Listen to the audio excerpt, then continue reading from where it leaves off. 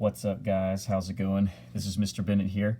I'm actually making this video for a former student of mine who is now in college, who shall remain anonymous, of course, but who knows, you may be in high school or college yourself and having some issues with problems such as these. But these 6 questions are looking at functions in terms of whether they're one-to-one or not, and looking at functions in terms of their inverses, which is a very simple concept. So looking at this one, we're looking at this as this first one. It gives us the function, and then it asks us, is it one-to-one? And really what that means is simply, does every y value associated with only one x value? In other words, every y value has exactly one. Sorry, I need to move my camera back over, probably how I originally had it. So every y value has exactly one x value associated with it, and that just means that looking at a coordinate point, if you have the point 3, 7, well, notice the y value 7's already been used, so it does not need to be used again. Okay, so as long as every other coordinate point you have on this function has a different y value, then you should be fine. It's okay to have different y values here. And again, if you have duplicate x values, then it's not even a function, right? It fails the vertical line test. Okay, but we'll get to that later. But as of now, one-to-one just focuses really just more on the y values. Does every y value have exactly one x value? So maybe we have another coordinate point 2. Well, 7's already been used with 3, so we don't need 7 used again with 2 if it's to be one-to-one. Okay, so if it's 6, then you're good. That would be good. But if it was 2, 7, well, you've already used 7 with 3. So it still is a function as of now, but it wouldn't be one-to-one anymore. So let's test that. Well, this is a linear function, right? The power on that x is just 1. That means no matter how we graph this function, it's probably going to look something like this, where it's like a vertical line when we graph it. It may even be a horizontal line, but most of the time it looks like a slant, right? It usually looks like one of these two. It's rare that we get these two, but that doesn't mean they don't happen. Now, this one's completely out of the picture, even though it's a straight line, it's linear, is because it's not even a function, right? Function means it has to pass the vertical line test. So if I take a pencil or something different and I run it across that line, well, it fails the vertical line test because that is a vertical line. So it automatically, by in and of itself, fails that. So we can't even really look at those as linear functions. It's not a function, right? It doesn't fall into that category. But these 3 do, right? This is a constant where all the y values are the same, and increasing and a decreasing function. So this is a constant. The only time we're going to see something like this is when we get at y equals a, right? And a in this case would just be a number, right? 5, 10, -2, a decimal, whatever. So it's whenever y equals some value and there's no x involved. Well, that would just be a straight a horizontal line. But the problem with that is every y value, all the x values are different, but every y value is the same, right? There's no increase in y values or decrease in y values like these two, so it's stuck, right? The y value stuck. So you might have y equals 5. Well, no matter what x value you look at, y is always going to be 5, or always going to be the same number paired with any x value you look at. So it breaks that rule here. So you don't have to graph this necessarily, but just knowing that this is in fact not a constant function. Why? Well, there's an x value right there, and it's not 0, right? The coefficient's not 0. So this is either going to be an increasing or decreasing function. But remember, the way that we can tell which one it is look at the slope. Here, the slope is positive. So that means as we go from left to right, like we're reading a book, if it's positive, should it be going up as we go from left to right, or should it go down as we go from left to right? Well, it's positive. We should go up. So really, that function should look something like that. No matter how we graph this, it should look like that. Well, as we go up or down, do the y values repeat? Well, no. as you go from left to right, like if this is your x-axis and your y-axis, as you go up, as you move to the right in x values, your y values go up. So none of the y values repeat. As you go from right to left, none of the y values repeat even though it goes down. Now, where might we see a function where the y values are repeating? Because obviously these two will always be 1 to 1. So we know. But what about like a function like that? That is a function, right? None of the x values repeat. It passes the vertical line test, right? I don't cross any point. I don't cross any two or more points at the same time going left to right, at any given time. But one way to test this to see, is it in fact 1 to 1, is this. Does it pass the horizontal line test? In other words, if I take this marker or whatever and go down, do I ever hit this function 2 or more times at any given point? Well, boom, right there, or there, or there, or there, or there, or there, all the way down until the apex, right? The vertex doesn't really count. So that part, obviously, we're not going to look there because it only touches it once, right? Like some tangent line. But if you notice, it fails the horizontal line test technically an infinite number of times. So this is an example of a function that's not 1 to 1. It is a function, but it's not 1 to 1 because, again, those y values are being used here and here. So, for example, if this is y equals 5 right there at that top line I drew, well, okay, well, y is used here once, right? Sure, okay, maybe x was -2. Oh, but if you look over here, it's been used again right there, even if it was like, say, x is 2. Well, yeah, there's 2 different x values, but the y value repeats, so it's not 1 to 1. So, long story short, this function looks something like this, where the y values are only used once. Maybe that's y equals 0 or 1 or 2 or 3 or -1, -2, -3. But it does not fail the horizontal line test. So this is in fact 1 to 1. So your answer is yes. Okay. Now let's go to this one over here. So now that we had to get some definitions and terminology out of the way, this one should be a little bit easier. Okay. So now we're looking at the absolute value function of 2x. Now, it looks like a linear function, but with an absolute value. Remember, linear functions are straight lines, like what we looked at, right? Linear means line. Absolute value functions are essentially taking a straight line and snapping it, right? So it doesn't look like a straight line anymore. Now it looks like a V shape or something, right? So it might look something like that, right? Or that. See, they're both functions, but you can probably tell right off the bat looking at my previous example. Remember over here, we looked at this function here. Now, this is probably going to be like y equals x squared or something, right? It's a square function. It's a quadratic function. Every quadratic function here that looks like this, as well as every absolute value function over here on number 2, is not going to be 1 to 1. Why? Well, again, go back to the vertical line test. Do I hit... Looking at either one of these functions, do I ever hit the y value, same y value more than once? I sure do, every time except the point here and the point here where the apex is. So I hit it twice here. I hit the same y value twice here, as well as down here, here, here. Again, even though the x values are different, right, as we go left to right, the y values are being used not once, but twice, all along here. So you can quickly look at here and see that this is not 1 to 1. Right, it's still a function, but it's not 1 to 1 because it fails to meet the definition of what it means to be 1 to 1. It does not meet the requirements. Okay, so the rest of these 3, 4, 5, and 6 are going to be looking at inverses. They can be a little tricky, but once you see a quick and easy way to work one of these out, they're all pretty much done in the same manner. So remember, f of x really just means we look at that as like our y value.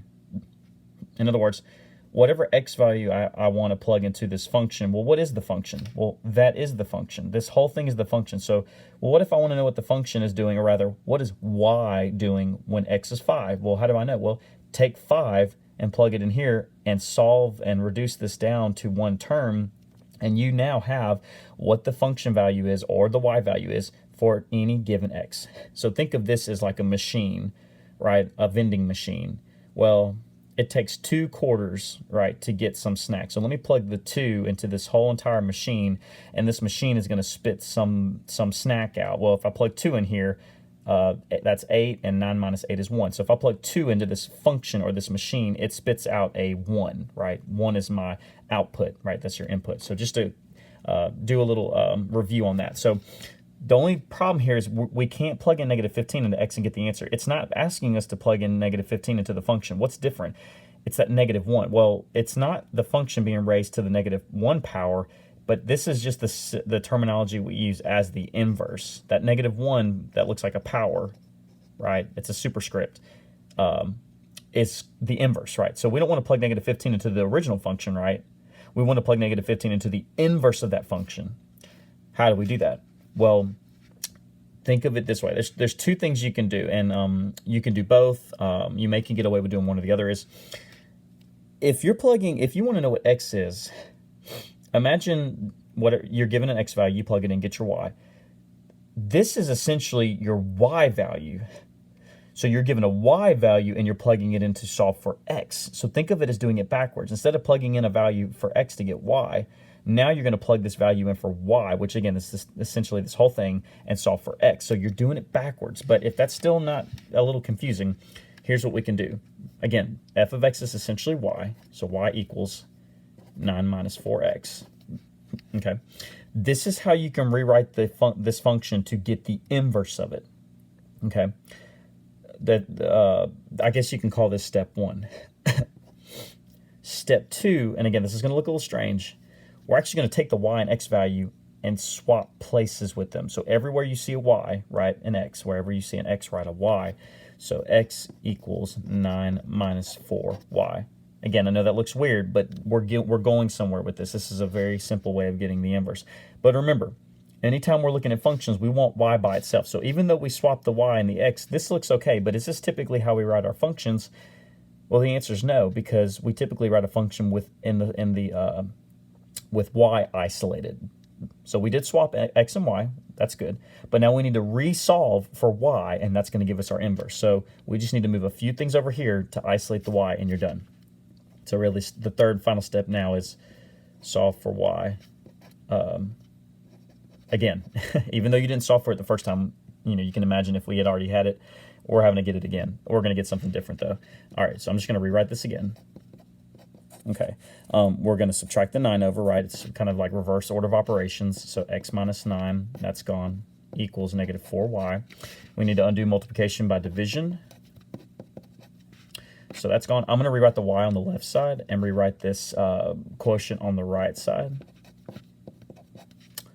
This is the inverse right here. X minus 9 divided by negative 4 is the inverse of 9 minus 4x. Okay? It's like you're flip-flopping it. Instead of looking at what x values give you what y values, you're looking at what y values give you what x values. It's essentially the opposite or backwards. And this is still great, but we still haven't solved the question or answered the question yet. Now, since we have the inverse, again, this is the inverse, we want to plug in negative 15 for x, which originally was like your y, right? So you really have two ways we can do it, and we can do it both ways to show you that it does work. So the fourth and final thing you can do now is go ahead and take that negative 15 and plug it into this x. So it won't give you the same thing as if you had plugged it up here necessarily. So now we have y equals negative 15, right? Because we're going to plug that in for x, minus 9 over divided by negative 4. Okay, and we'll do a little bit of computation here. That's negative 24 divided by negative 4 equals 6. Again, if you had taken negative 15 and plugged it back into the original function, you would not have gotten anything that small. You would have gotten something much larger, a larger positive number. But let's try the trick way. So notice we rewrote this to where it was the inverse and then plugged it in. What if we wanted to do it a little differently? What if instead of doing all these steps, we did it, I wouldn't say the good old-fashioned way, but just a much easier way? Remember, as I said earlier, this is not plugging this into the x value because we're looking at the inverse. It's essentially plugging it into the y value and solving for the x value, okay? So maybe the shortcut way is you don't have to sit there and rewrite all this out necessarily. Again, instead of taking that negative 15 and plugging into x, because we're not looking at f of x, we're looking at the inverse of that function. Take negative 15 and plug it in all right here and solve for x and c. Do you get the same thing? It's a shortcut. All right. So again, that's your y. So we're going to say, okay, why don't we use that here? So negative 15 equals 9 minus 4x. Again, typically, whatever the x value is here, we would plug it in here, simplify it, and there's your y. But here, again, this is essentially plugging this into your y, not your x this time. So here we plugged it into the y, not the x, because again, it's the inverse. So subtract the 9 over, divide both sides by negative 4, and what do you know? X in this case is 6. That's it. Now,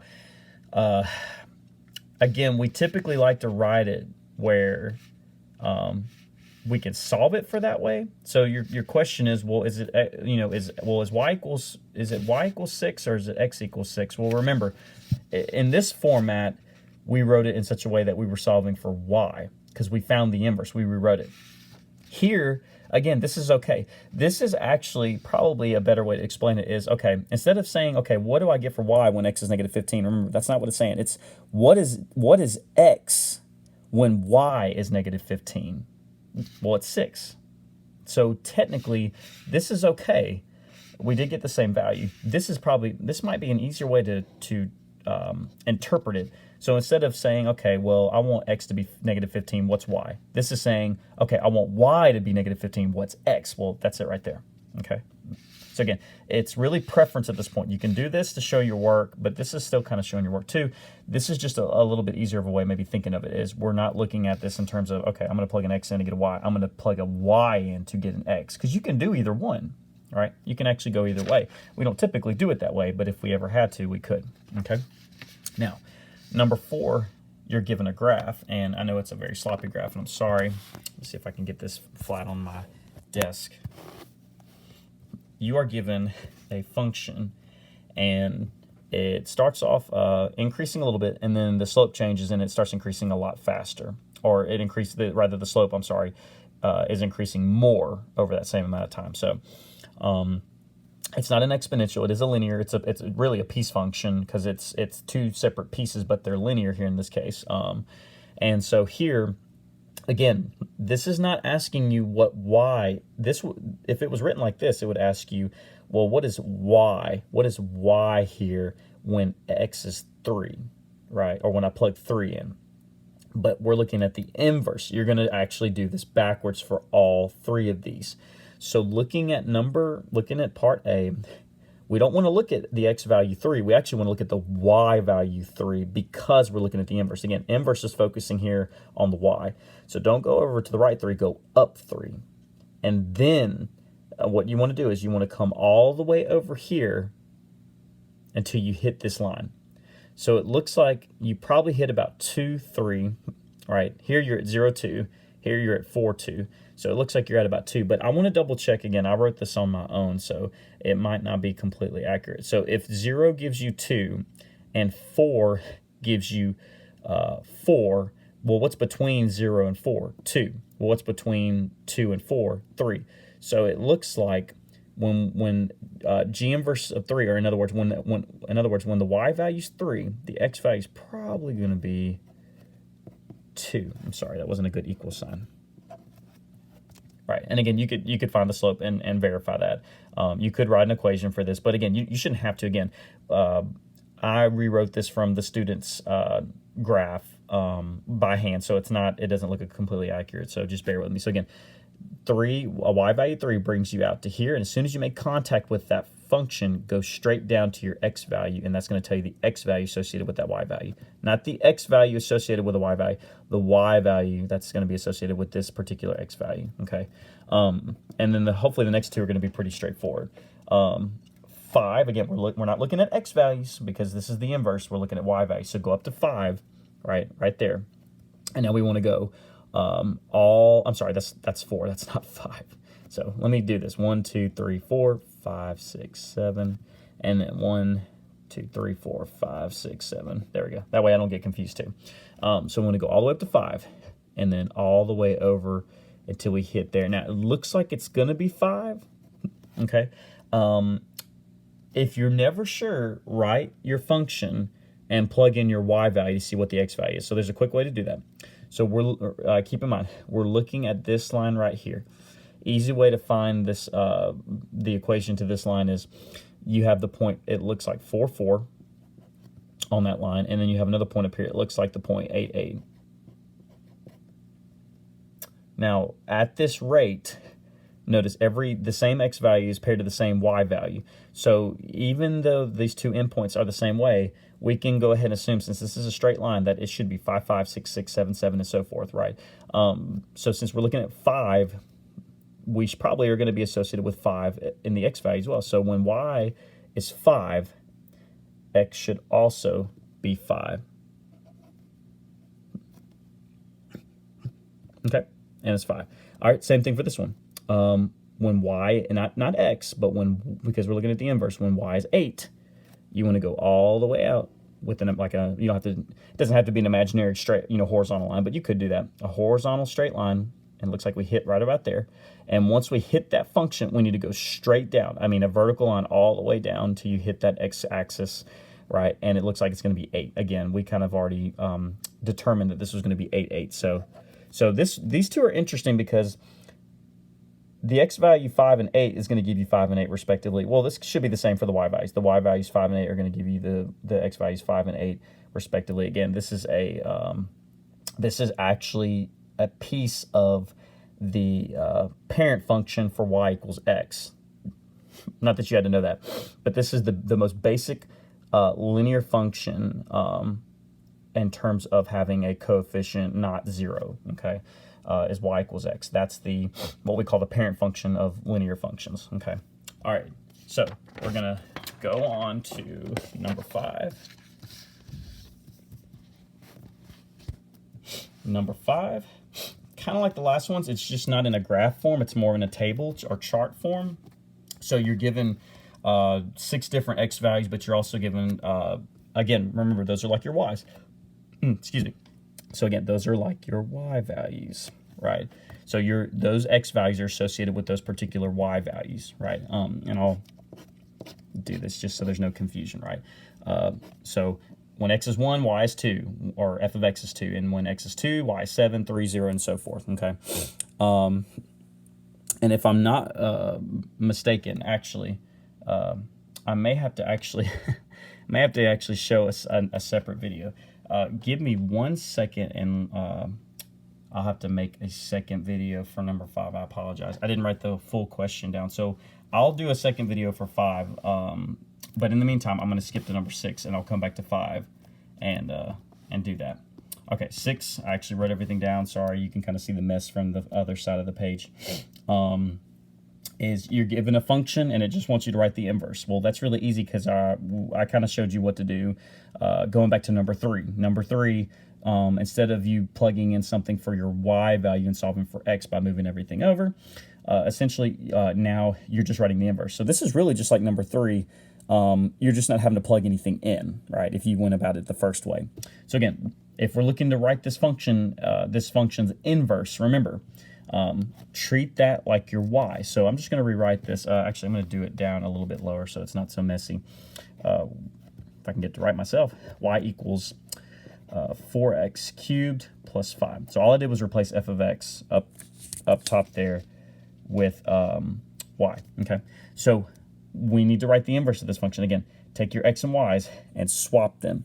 So I'm going to say x equals 4y cubed plus 5. All we did was swap the x and y's. But remember, we typically write functions with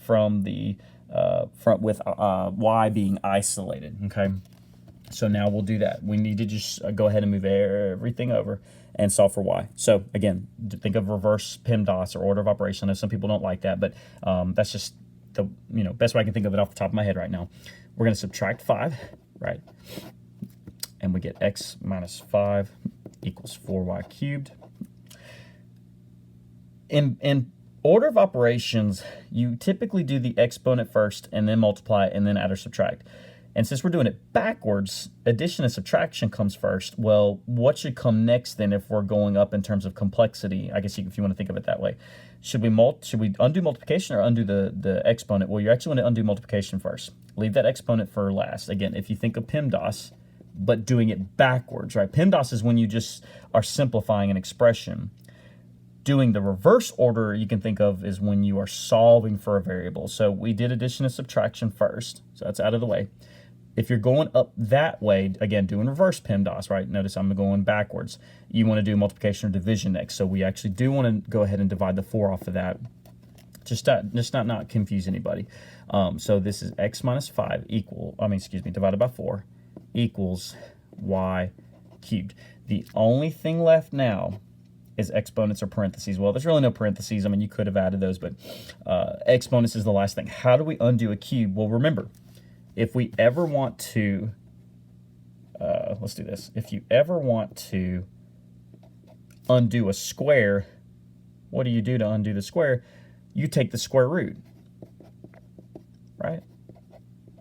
And the square roots, well, in this case, since you took the square root in the middle of a problem, it would be plus or minus, right? So square rooting a square essentially cancels them out. So you have x equals, and again, anytime you take the square root in the middle of a problem, you have to have the plus or minus, so plus or minus 2. But point being is, to undo a square, you do the square root. Well, you do the same thing with a cube. To undo a cube, you need to do the cubed root, excuse me. So we actually want to do the cubed root. And remember, whatever the index is, if it's cubed, it's 3. We want to put a little 3 on the outside there as our index, and that tells us to what degree are we actually taking the root of this, like what root are we taking of this. And we need to do it on the other side too.